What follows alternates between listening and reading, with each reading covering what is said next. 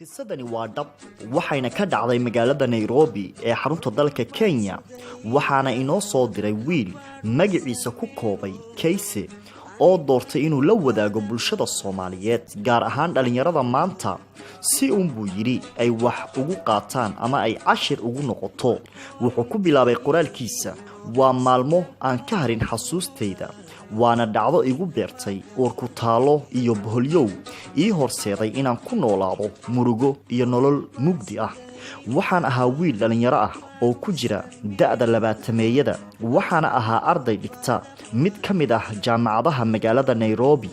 inta waxa ii dheeraa inaan xilliga aanan waxbarashada ku jirin aan ka xamaalan jiray suuqa xaafada Islii ee magaalada Nairobi anigoo ku lahaa buu yiri ganacsi yar oo ay Soomaalidu u taqaano warato si aan ugu maareeyo noloshayda laakiin waxa ay soo martay anigoo jooga goobteeda ganacsiga maalin ku noqotay qalbigayga bar madow oo aan ka go'in waxay gabi ahaanba bedeshay buu yiri noloshaydii iyo himiladii aan higsanayay xilli barqo ah anigoo markaa ganacsiga furay suuqana saxmadda iyo mashquulka ka jira aawadii ay adag tahay xitaa in lays arko ayaa marqura waxay indhahaygu qabteen gabar ayaan adduunka dushiisa saarnayn wax aan ku sifeeyo oo meel dhowr mitir ii jirta dhankayga midig ka soo socota dalaalka midabkeeda oo kiyaalaha ay wadatay iyo iftiinka qoraxdu markay isqabteen waxa ka soo baxay muuqaal ay igu adkaatay xitaa inaan indhaha u dhameystiro anigoo sii jaleecaya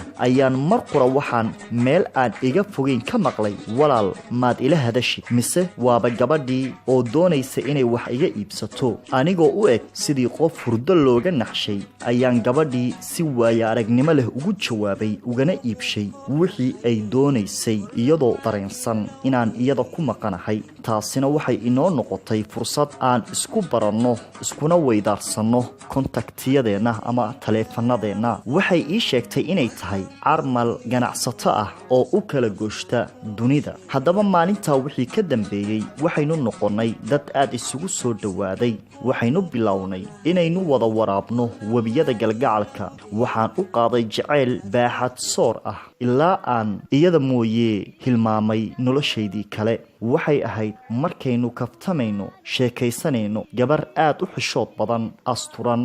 ma ogolayn inaan gacanta qabsado jirkeedana aan taabto si aan ugu dagmo ama aan ugu dhaco shabaqa u fidsanaa waxaan ku kulmi jirnay inta badan hoteelada oo aynu ka wada cashayn jirnay maalin maalmaha ka mid ah ayay isoo wacday waxayna iga codsatay buu yiri in aan gurigeeda kula kulmo waan ka aqbalay waxaana ballanay xilli casirliiq ah oo ay qoraxdu baalka sii qarsanayso amaba ay sii dhacayso waan maalintii aan ku seegay noloshayda waxaan u tagay buu yiri iyadoo labisan dharkii jiifka oo aanan weligay ku arkin ama aanan horay uga baran aad ayay iigu soo dhawaatay waxayna iga codsatay inaan la jiifto haddaba waxay ahaataba waan ka aqbalay buu yiri muddo 7 ah kadib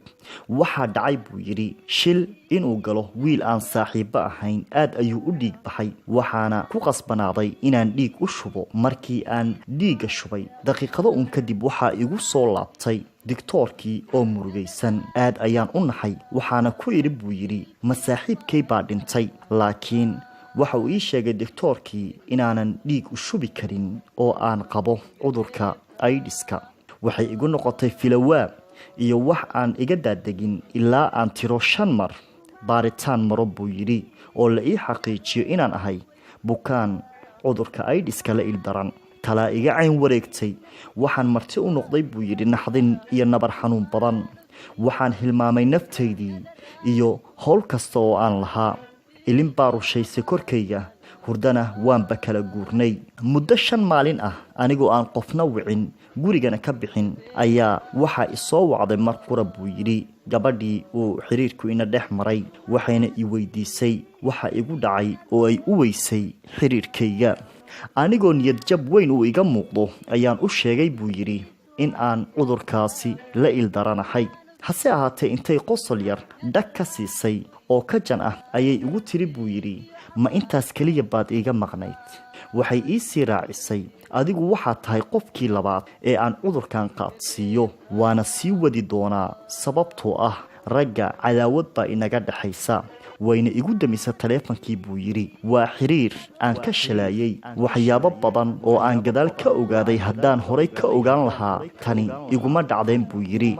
haddaba wuxuu ku soo gebagabeeyey qoraalkiisa dhallinyarada waxaan uga digayaa sinada maxaa yeelay sinadu waxay leedahay raad dambeed aad u xanuun badan